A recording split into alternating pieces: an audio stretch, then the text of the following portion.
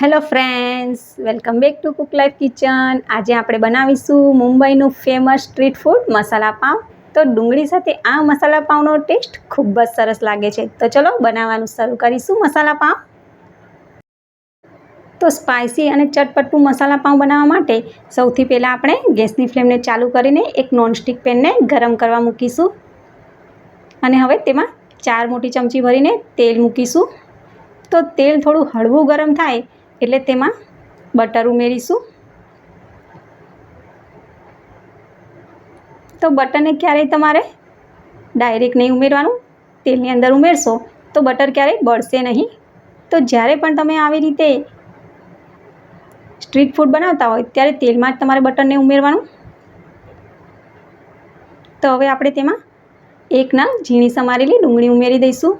તો વાવ, ડુંગળીને બટરની અંદર જવાથી એટલી સરસ ખુશ્બુ આવવા લાગી છે કે આખા ઘરમાં પસરી ગઈ છે તેની ખુશ્બુ.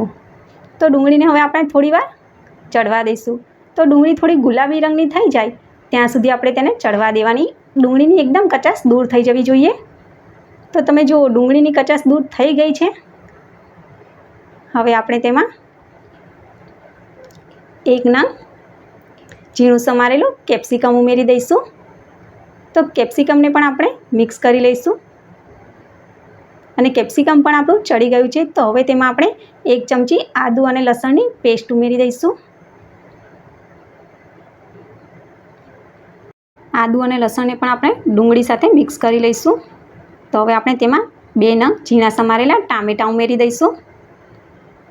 ટામેટાને પણ આપણે મિક્સ કરી લઈશું. તો હવે આપણે તેમાં અડધી ચમચી મીઠું ઉમેરી દઈશું. તો મીઠું ઉમેરવાથી ટામેટાં ઝડપથી કૂક થઈ જશે. બધા જ મસાલાને આવી રીતે મિક્સ કરી લઈશું.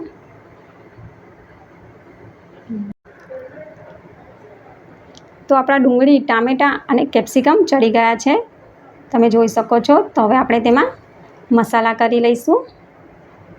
તો 1 ચમચી મરચું પાવડર ઉમેરી દઈશું. અડધી ચમચી હળદર પાવડર,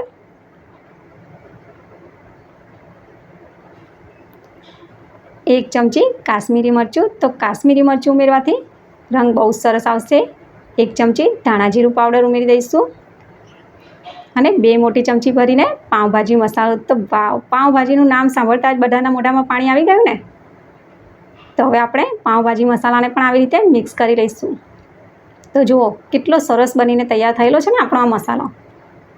તો બધા જ મસાલાને આવી રીતે 1 મિનિટ ચડવા દઈશું. અને હવે આપણે તેમાં 1 મોટી ચમચી ભરીને લીંબુનો રસ ઉમેરી દઈશું.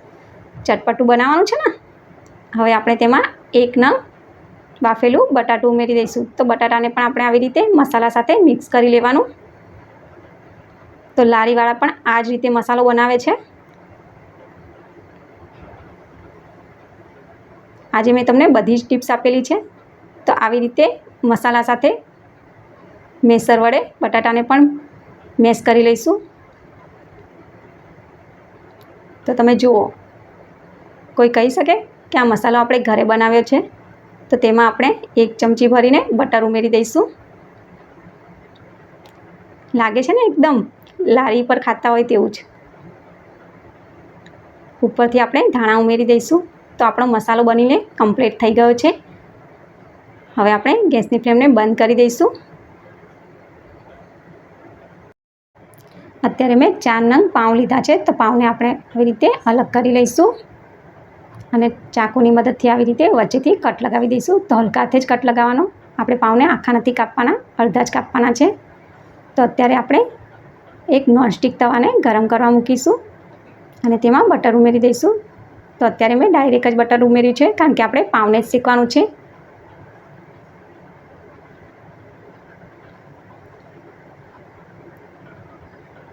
હવે આપણે આવી રીતે પાઉંને શેકી લઈશું. તો થોડું ક્રિસ્પી થાય, વધારે પડતું કરવાની જરૂર નથી.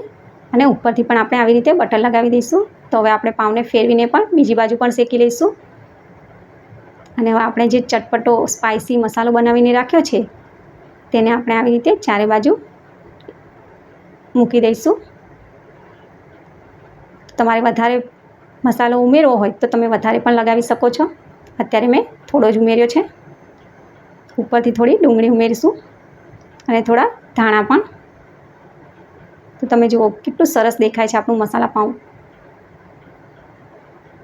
તો આવી રીતે થોડું પ્રેસ કરી લેવાનું જેથી મસાલો આપણો બહાર ના નીકળી જાય. અને હવે જેવી રીતે બહારવાળા કેવી રીતે લારી પર આપણે ખાઈએ છીએ તો એ પણ આપણને આવી રીતે ઉપરથી પણ મસાલો લગાવીને આપે છે ને, તે જ રીતે આપણે પણ લગાવી દીધો છે. ઉપરથી થોડી ડુંગળી અને ધાણા મૂકી દઈશું. તો આપણું મુંબઈનું ફેમસ સ્ટ્રીટ ફૂડ મસાલા પાઉં બનીને તૈયાર થઈ ગયું છે. હવે આપણે તેને સર્વિંગ પ્લેટમાં કાઢી લઈશું. તો ડુંગળી સાથે આ મસાલા પાઉંનો ટેસ્ટ ખૂબ જ સરસ લાગે છે. તો આજની મસાલા પાઉંની રેસીપી તમને કેવી લાગી? જો સારી લાગી હોય તો વિડીયોને લાઇક કરજો, વધારેમાં વધારે શેર કરજો અને આવી નવી રેસીપી જોવા માટે મારી ચેનલને સબસ્ક્રાઈબ કરજો. Thank you for watching. ફરી મળીશું નવી રેસીપી નવા વિડીયો સાથે. ત્યાં સુધી બાય બાય.